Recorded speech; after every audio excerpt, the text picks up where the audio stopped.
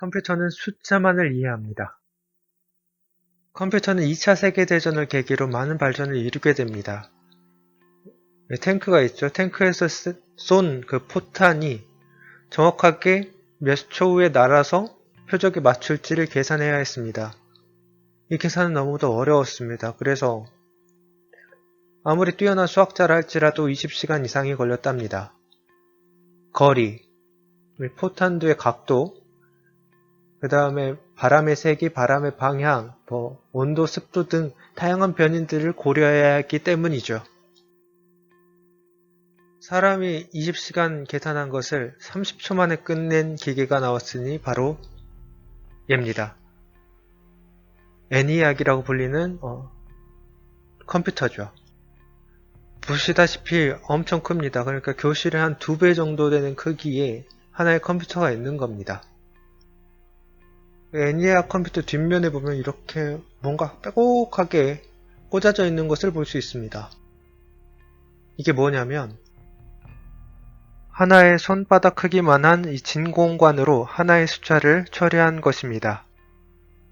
우리가 일상생활에서 사용하는 수는 0부터 9까지 총 10개입니다. 10개를 사용한다 해서 십진수라고 불리죠. 이 십진수를 애니악에서도 사용하게 되었습니다.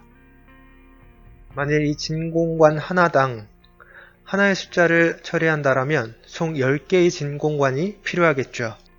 이 진공관의 수를 4개로 줄일 수 있습니다.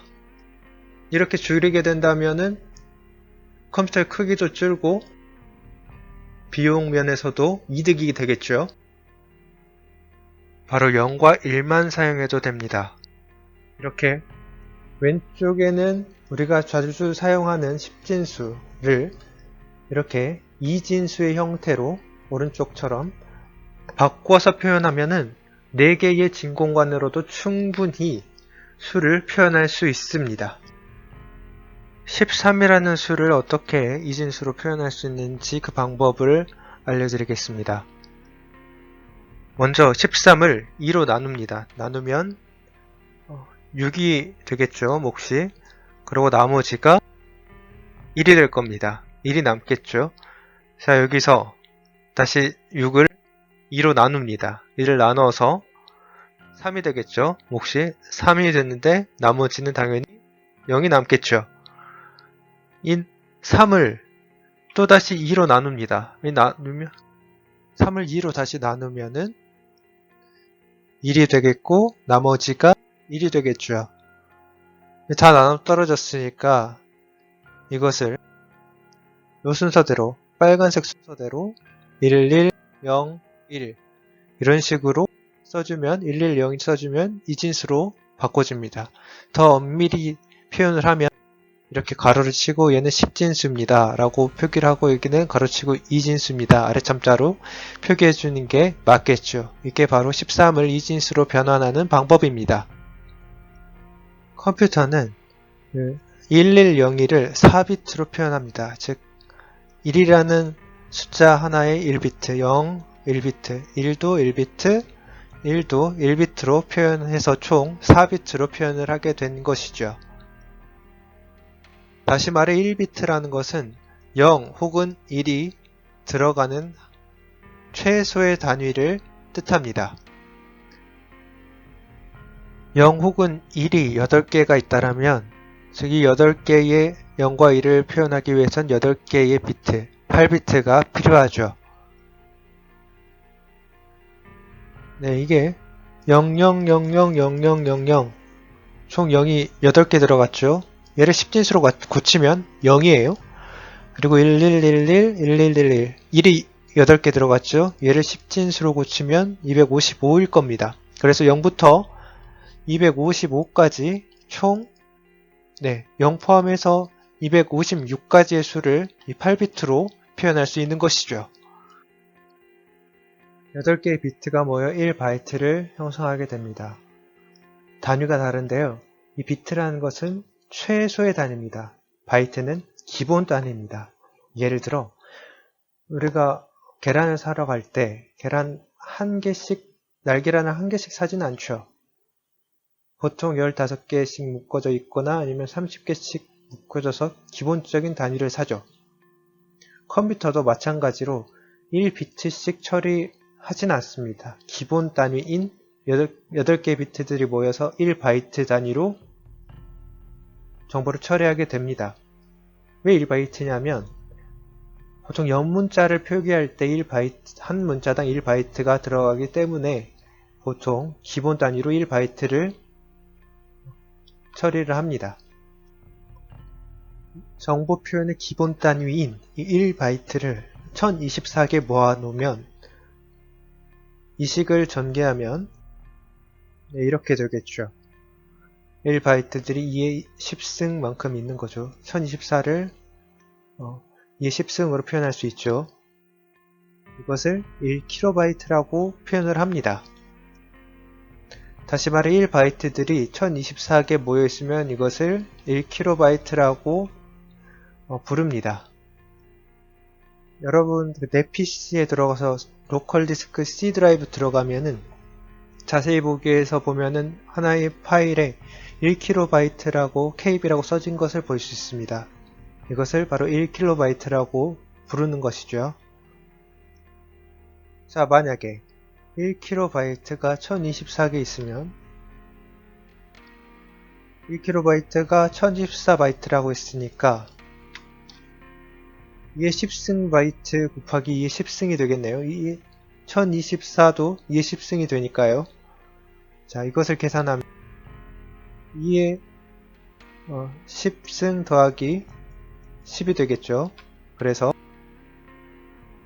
2의 20승 바이트가 되는 것입니다. 2의 20승 바이트라고 부르는데 2의 20승 바이트를 바로 1메가바이트라고 부릅니다. 자, 메가바이트를 어디서 볼 수 있느냐? 여러분들 파일에 오른쪽 누르고 속성을 누르면 이런 화면이 나오는데 일반 탭에서 여기 크기가 있죠. 크기에 메가바이트 단위로 나와 있네요. 1.57메가바이트라고 있습니다. 네, 이것이 바로 메가바이트의 실생활의 예죠. 자, 그렇다면 1메가바이트에서 1024를 곱하면 어떻게 될까? 1메가바이트는 2의 20승 바이트라고 했어요. 여기다가 1024를 곱하면 2의 20승 바이트 곱하기 2의 10승이니까 더하면 2의 30승 바이트가 되겠죠. 2의 30승 바이트를 바로 1기가바이트라고 부릅니다. 여러분들 내 PC에 들어가면은 로컬 디스크라고 있어요. 여기 기가바이트라고 나오죠. GB, 기가바이트. 이것이 바로 기가바이트의 실생활 사례입니다. 그리고 이 1기가바이트를 1024를 곱하면 2의 30승 바이트, 기가바이트가 2의 30승이었죠. 여기다가 2의 10승을 곱하면 2의 40승 바이트가 되겠죠. 이 2의 40승 바이트를 1테라바이트라고 부릅니다. 여러분들 하드디스크에 테라바이트, 1테라바이트라고 써져 있으면 이게 40승 바이트구나 라고 이해하면 되겠죠. 정리를 해보겠습니다. 비트가 남아있죠. 비트는 최소의 단위라고 했어요. 그리고 바이트는 기본 단위라고 했습니다. 그 비트가 8개 모여야 하나의 1바이트가 되는 것이겠죠. 그리고 이 바이트가 1024개 모이면 1024바이트는 바로 킬로바이트, 1킬로바이트라고 부릅니다. 그리고 이 1킬로바이트가 1024개 모여있으면 1메가바이트가 되는 것이고요. 이 1024개 메가바이트가 있으면 1기가바이트, 그리고 1024개의 기가바이트가 있으면 1테라바이트라고 부르게 되는 것입니다. 컴퓨터는 문자를 숫자로 이해합니다. 사람은 문자를 씁니다. 그래서 문자로 정보를 표현하는데 컴퓨터는 그 문자를 이해하지 못합니다. 이 문자 또한 숫자로 바꿔서 이해해야 하죠. 그래서 표가 필요한 겁니다. 이 문자 A에 해당하는 숫자 뭐가 될 것인지 그 표를 알아야 하는데 그 표가 바로 아스키 코드 표라고 부르는 겁니다. 종류가 많습니다. 그 표도. 자, 예를 들어 A라는 문자는 65번이야 라고 정했고, 물론 이 65는 10진수의 표현이니까 컴퓨터는 2진수로 표현해서 이렇게 01, 000001로 이해를 하는 것이겠죠. 네, 이 표를 바로 아스키 표라고 부릅니다. 여기 대문자 A부터 대문자 G까지 숫자로 다 정해져 있죠. 대문자 A는 65번, B는 66번, 대문자 G는 90번, 소문자 A는 97번, 소문자 B는 98번, 소문자 G는 122번이라고 정해져 있어요. 그리고 이 각 10진수의 수를 바로 2진수로 이렇게 변환해서 컴퓨터는 이해를 합니다. 네, 아스키. 이게 무슨 말이냐? 대문자에 해당하는 게 바로 이 아메리칸이란 뜻입니다. 미국에서 만든 표다라고 이해하시면 돼요. 미국 표준 코드인데 정보를 교환하기 위해서 만든 표다. 자, 그 코드라는 게 나와요. 코드라는 거는 암호 부호란 뜻입니다. 네, 그 아스키 코드는 미국에서 만든 코드입니다. 미국에서만 사용하는 표였어요. 그런데 컴퓨터는 전 세계에 있죠. 우리나라에도 있고 일본에도 있고 중국에도 있고 러시아에도 있고 각 나라마다 다 있습니다. 각 나라마다 비슷한 컴퓨터를 써요. 그런데 각 나라별로 코드를 다 맘대로 정해버린다면 어떻게 될까요? 예를 들어 우리나라의 65번을 기억이라고 쳤다 칩시다. 근데 아까 미국에 있는 코드 65번은 뭐예요? 대문자 A였죠. 이렇게 나라별로 표를 달리 써버리면은 이렇게 문제가 생깁니다. 컴퓨터도 서로 통신을 한다, 인터넷을 한다고 쳤을 때 여기에 있는 표와 여기에 있는 표를 대조했을 때 컴퓨터도 언어를 이해를 못하겠죠. 그래서 각 나라별로 표준을 만들지 말고 하나로 합쳐서 모든 나라의 언어를 표로 하나로 만들자. 그게 바로 유니코드입니다. 이 윤이란 뜻이 하나로 된 이라는 어원이에요. 예를 들어 우리 한글 같은 기억의 경우에는 유니코드에 110에 0으로 되어 있어요. 이게 110, 0 이렇게 읽어요. 이게 바로 기억을 의미해요. 자, 그런데 뒤에 보면 막 2, 3 나와 있죠. 아, 이상하죠. 근데 컴퓨터는 2진수만 이해한다는데 갑자기 10진수가 나오네요. 정확하게 말하면 이거는 A, B, C, D까지, E, F까지 나온 이거 16진수입니다. 왜 이렇게 표현을 했냐면 어차피 컴퓨터는 문자를 숫자인 2진수로 이해를 해요. 그런데 2진수는 엄청 길잖아요.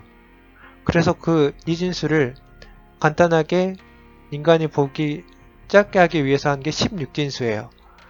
예를 들어 여기 11A가 있죠. 11A 같은 경우에는 A가 10을 의미해요. B가 11을, C가 12, D가 13, E가 14, F가 15를 의미하는데 이렇게 간단하게 인간이 보기 편하게 코드를 표를 짠 것일 뿐 결국 컴퓨터는 문자를 어떻게 해야 한다? 숫자인 2진수로 0과 1로 이해를 한다.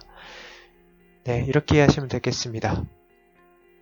여러분들이 키보드 대문자 A를 눌렀습니다. 그러면 어떻게 되느냐? 컴퓨터에서는 A라는 게 눌려졌네? 얘가 뭐지? 아, 01, 00000001이구나 라고 이해를 합니다. 그러고 나서 이 01000001을 이제 모니터에 뿌려줘야 되는데 어떻게 하느냐? 이 표를 바탕으로 이 01, 000001은 A구나 해서 A를 딱 뿌려주는 겁니다. 다시 말해 컴퓨터는 이 문자라는 것도 다 숫자로 이해하는 것이죠. 컴퓨터는 그림을 숫자로 이해합니다. 네, 이 그림은 프랑스 화가 조르주 피에르 쇠라라는 사람이 그린 그랑드자트 섬의 일요일의 오후라는 그림이에요. 이 그림에서 이 신사분이 있죠. 이 신사분을 아주 확대해서 자세히 보면 이렇게 보여지는데요. 자세히 보면 점으로 다 찍어서 그림을 그린 것을 알 수 있습니다. 이러한 그림을 점묘화라고 불러요. 이 점묘화 기법과 아주 유사하게 컴퓨터 모니터도 이렇게 그림을 표현합니다. 하나의 최소의 점을 바로 픽셀이라고 불러요. 픽셀이란 어떤 것이냐? 픽처 엘리먼트에서 나온 말이에요. 그림의 요소다라는 의미죠. 얘를 한국말로 한자로 화소라고 불러요. 이 점, 그러니까 화소 하나에 해당하는 색의 정보가 빨간색, 녹색, 파란색, 그리고 투명도라는 그런 정보들로 모든 색을 표현합니다. 네, 여러분 보는 모니터를 보면은 이렇게 아주 세밀하게 다 나눠져 있어요. 이 세밀하게 나눠진 이 한 칸을 바로 화소라고 부릅니다. 픽셀이라고도 부르죠. 이 픽셀 하나에 빛의 삼원색이죠. 빨간색, 녹색, 청색이 서로 아우러져서 나타냅니다. 그리고 투명도까지 포함해서 다 각각 숫자로 표현을 하죠. 빨간색에도 정해진 숫자가 있고, 그 다음에 녹색에 정해진 숫자, 그 다음에 파란색에 정해진 숫자를 나타내서, 그리고 투명도까지 계산을 해서 나타냅니다. 네. 여러분 그림판에서 색깔 설정할 때 색 편집을 누르면은 이렇게 색깔을 선택하게 되는데, 빨간색을 선택을 하면은 이렇게 빨간색 255, 뭐 녹색 0, 파란색 0 이런 식으로 색깔도 수치화해서 인식을 하죠, 컴퓨터는. 그리고 뭐 채도 명도 이것 또한 다 숫자로 이렇게 표현을 합니다. 이렇게 컴퓨터는 그림을 숫자로 이해를 합니다. 네, 이것은 여러분이 쓰는 마우스 포인터를 아주 크게 확대하면 이렇게 모습이 되는 것을 알 수 있습니다. 점으로 표현이 되어 있죠. 자, 이것을 다른 그림으로 보면은, 네, 화소의 화면으로 보면 이렇게 됩니다. 이 점점점이 다 하나의 화소고, 이 까만색 부분으로 된 게 이렇게 이어져서 마우스 포인터가 되는 것이죠. 하나의 화소는 다 이렇게 빨간색, 초록색, 파란색으로 이루어져 있습니다. 이런 화소의 집합으로 그려진 그림을 비트맵 이미지라고 부릅니다. 이렇게 고정된 픽셀로 그려진 이미지를 바로 비트맵 이미지라고 부릅니다.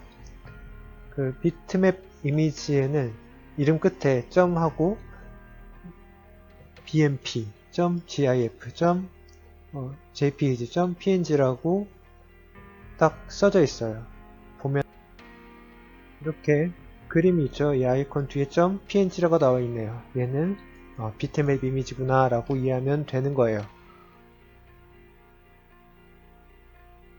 위와 같이 비트맵 이미지와는 다르게 벡터 방식의 이미지가 있어요. 이 벡터 방식이라는 건 뭐냐면 그래픽의 형태를 수학적인 공식으로 표현을 해요. 그러니까 고정된 게 아니라 수학적 공식으로 이루어져 있어요. 예를 들어 원이라는 게 있죠. 원이란 건 뭔가요? 자, 가운데 한 점을 기준으로 해서 같은 거리에 위치하는 한 점을 기준으로 같은 거리에 위치하는 모든 점들의 집합, 이것을 바로 원이라고 부르죠. 이 원의 둘레를 계산을 하려면 이거는 원의 둘레를 구하는 공식이에요. 2 곱하기 원주율이죠. 3.14 곱하기 반지름이죠. 반지름이라는 것은 한 점을 중심으로 얼마나 떨어져 있는지 그 길이를 나타내는 것이죠. 이런 수학적 공식에 의거해서 그린 방식이 벡터 방식입니다. 네, 여기 왼쪽에는 비트맵 방식의 아이스크림, 그리고 오른쪽에는 벡터 방식의 아이스크림이 있습니다. 보면은 .png라고 끝나죠. 확장자가. 얘는 비트맵 방식이구나. 한번 열어볼게요. 이 비트맵 방식을 열면은 이렇게 아이스크림이 있습니다. 이 아이스크림을 한번 확대해서 볼게요. 점점 계단 현상이 있는 것을 볼 수가 있어요. 원만 하더라도 확대해서 보면 점점 깨지는 것을 볼 수 있죠. 이것이 바로 비트맵 방식의 단점입니다. 확대를 하면 할수록 하나의 픽셀이죠. 한 칸이 픽셀에 해당하는 색의 표현이 되니까, 고정이 돼서 표현이 되니까 이렇게 확대를 하면 깨지게 됩니다. 비트맵 방식의 장점은 복잡한 사진이나 풍경을 사진을 찍었을 때 그걸 표현할 수 있다는 거예요. 자, 그러면 한번 다른 예인 벡터 방식은 어떻게 되는지 한번 확인해 보겠습니다. 벡터 방식을 보면은 똑같은 아이스크림이죠. 한번 확대해 볼게요. 확대를 해도 깨지지가 않습니다. 보면은 처음엔 이렇게 살짝 깨진 것 같아 보여도 다시 회복되는 것을 볼 수 있어요. 점점 깨졌다가도 놓으면은 회복이 되죠. 이게 왜 그러냐면 봐봐요. 좀 깨지다가도 다시 이렇게 복구가 되죠. 이거는 벡터 방식이 수학적 공식을 얘에 대한 원에 대한 공식을 알고 있기 때문이에요. 그래서 다시 그려주는 거예요. 확대를 하면 할수록 깨지지 않게. 이게 벡터 방식의 장점입니다. 벡터 방식은 확대를 해도 그림이 깨지지가 않아요. 계단 현상 같은 게 발생하지 않죠. 다만 단점은 벡터 방식의 원리는 뭐라고 했었죠 아까? 네, 수학적 공식에 기반한다 했어요. 이렇게 단순한 그림은 표현이 가능한데 아주 복잡한 사진들은 수학적 공식으로 해결되지 않기 때문에 어렵기 때문에 그런 복잡한 그림을 표현하지 못한다는 게 바로 벡터 방식의 단점입니다. 자, 다음으로 해상도에 대해서 설명드리겠습니다. 해상도라는 것은 몇 개의 픽셀로 이루어졌는지, 몇 개의 화소로 이루어졌는지, 그 개수로 이루어졌는지를 나타내는 말이에요. 자, 여러분 유튜브에 보면은 오른쪽에 톱니바퀴 모양 누르면은 이렇게 화질을 선택할 수 있어요. 얘를 딱 누르면은 이렇게 여러가지 화질을 선택할 수 있는데 바로 얘가 해상도를 나타냅니다. 뭐 480, 720, 1080 이렇게 나오는데 보면은 여기서 이게 해상도거든요. 480, 그러니까 세로가 480개의 화소가 돼 있다라면 얘는 SD 화질이구나. 그리고 세로가 720개의 화소로 이루어졌다라면 HD급 해상도구나. 그리고 1080급이라면 FHD 해상도구나를 알 수 있죠. 이 세로축에 몇 개의 화소수가 있느냐에 따라서 해상도가 달라지게 됩니다. 요즘 뭐 TV 나오는데 UHD TV라고 광고 나오죠. 그 TV는 이 세로에 있는 화소수가 총 2160개가 모여 있어서 나타내는 게 바로 UHD TV다. 이렇게 이해를 하시면 돼요. 네, 컴퓨터는 소리를 숫자로 이해합니다. 여러분 여기 종이 있습니다. 종을 울리면은 공기압의 변화가 생기죠. 파형이 전달되어 공기압이 이렇게 파형을 전달해서 그 파형을 귀가 읽는 거죠. 고막이 진동하는 거예요. 그래서 여러분들이 소리를 이해하게 되는 거죠. 소리가 전달되는 과정이에요. 그러니까 소리가 아날로그적으로 발생을 하면은 반드시 그 소리가 들리려면 그 진동된 파형이 귀에 들어와야 된다. 그래서 우리는 소리를 인식할 수 있습니다. 이런 방식으로 이해가 되죠.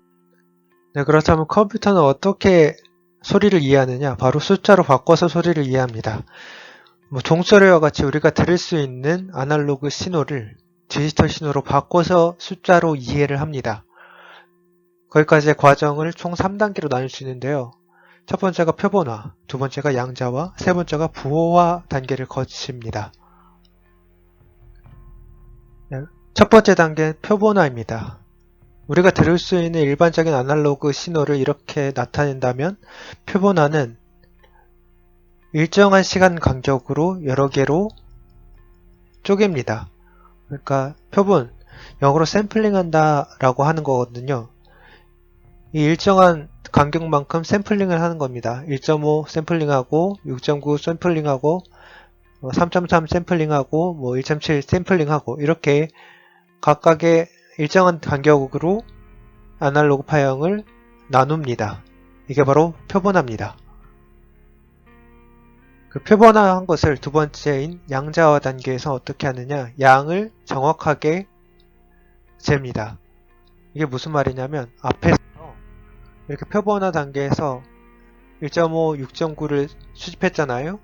얘를 아까 1.5를 다시 소수점 없애고 2, 6.9를 7 이런 식으로 딱딱 맞게 간단하게 양을 정해버립니다. 이게 양자어고 세 번째는 부호화입니다. 이 단계에서는 2, 7, 3 이런 거는 다 십진수죠.